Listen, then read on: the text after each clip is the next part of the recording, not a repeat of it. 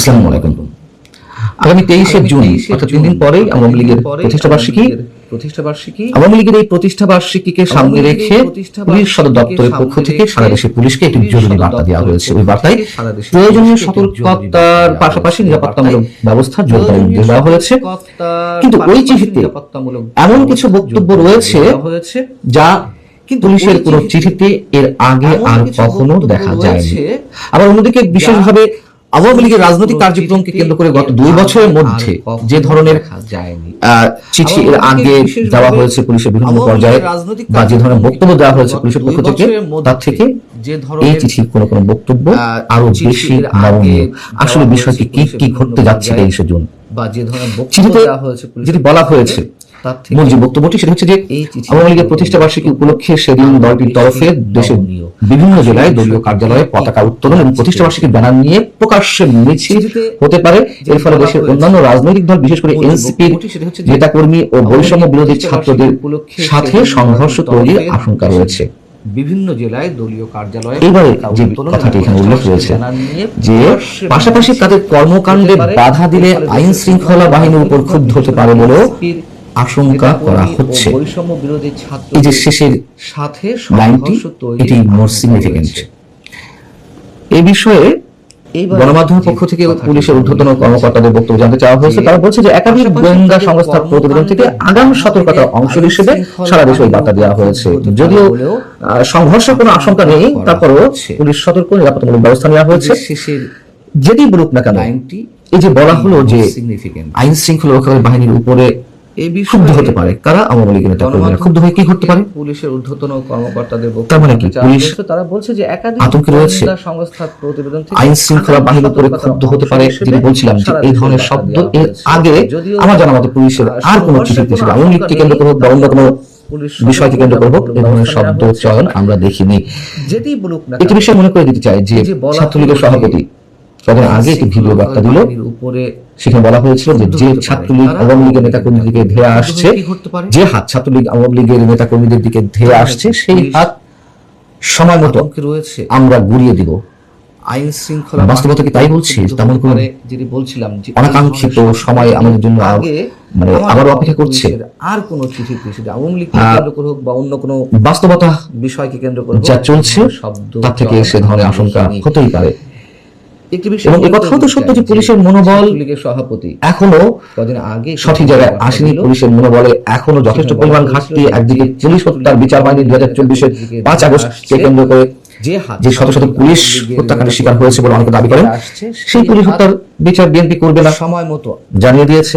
সরকারের পক্ষ থেকে জানিয়ে দেওয়া হয়েছে, দায় মুক্তি দেওয়া হয়েছে। এই ঘটনাকে কেন্দ্র করে যারা পুলিশ হত্যা করেছিল কাদেরকে দেওয়া হয়েছে, সেই বৈষম্যবিরোধী ছাত্র আন্দোলনের নেতারা যারা সামনে সাইতে ছিল বা এর সঙ্গে জড়িত অপেক্ষা করছে, দায় মুক্তি দেওয়া হয়েছে।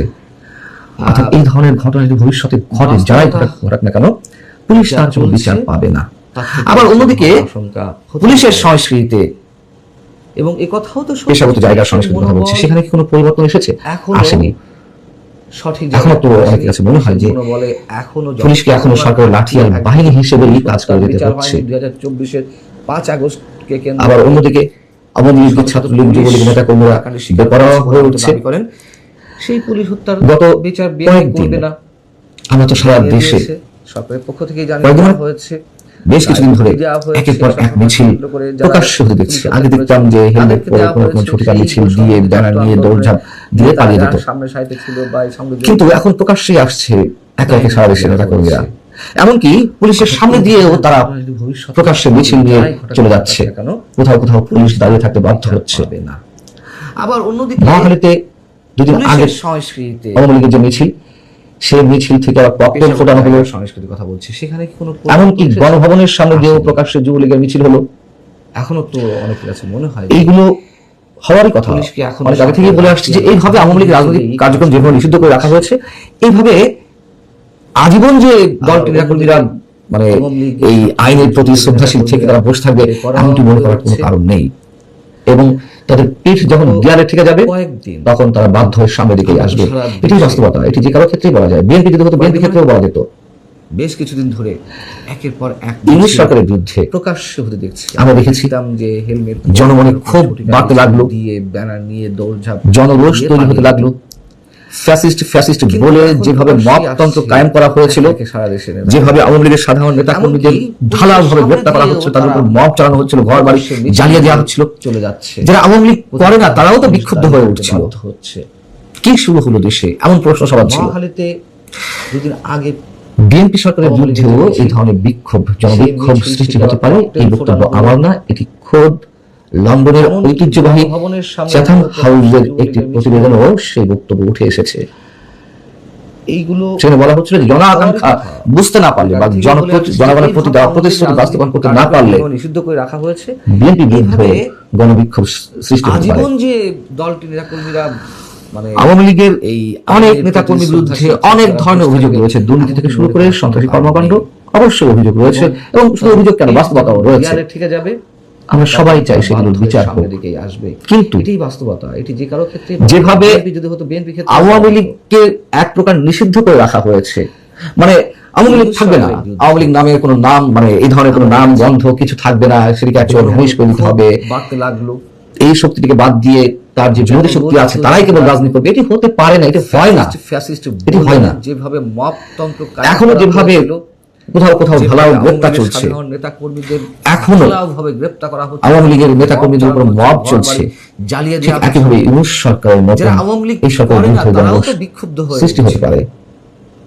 কি শুরু হলো দেশে, এমন প্রশ্ন সবার ছিল। বিএনপি হয়তো মনে করছে যে ঠিক আছে, আওয়ামী লীগ বিহীন বিএনপি সরকার অবস্থায় তারা সরকার পরিচালনা করবে একটু শান্তিতে বা কিংবা একটু স্বস্তির সাথে।